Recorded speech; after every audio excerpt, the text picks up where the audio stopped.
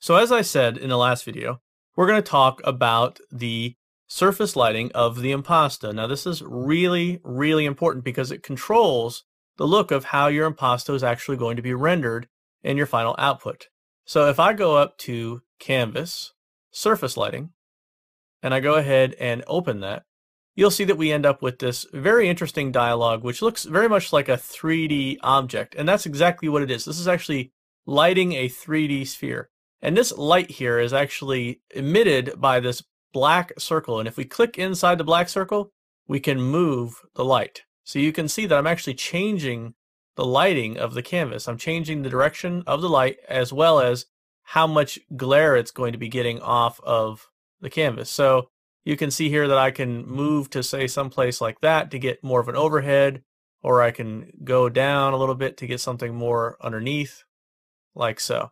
And in conjunction with just simply moving it around, I can also change the brightness, the concentration of this, and the exposure of it.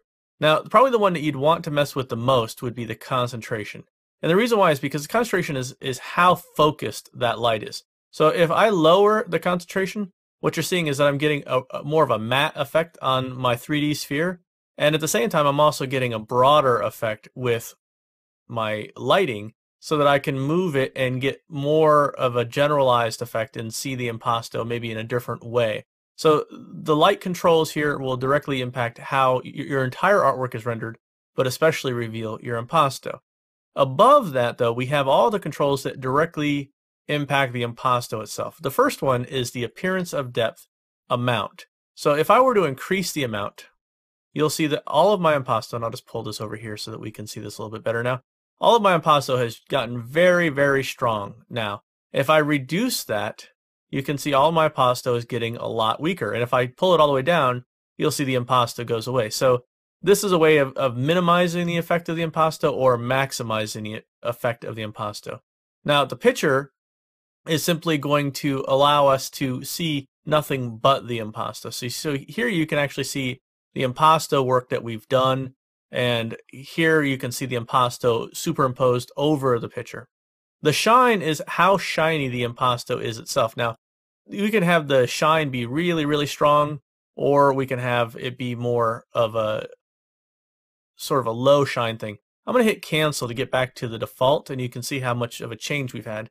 And I'll come back up to that canvas surface lighting, and we're just going to work with the default lighting placement here and default lighting concentration. And I just want to show you some of the options here. So I'm going to increase the amount again all the way up so that we can see that impasto much stronger. And I'm going to increase the shine again. And now you can see how that even accentuates the impasto even more because it's got this plasticky shine due to the placement and the concentration of our lighting here.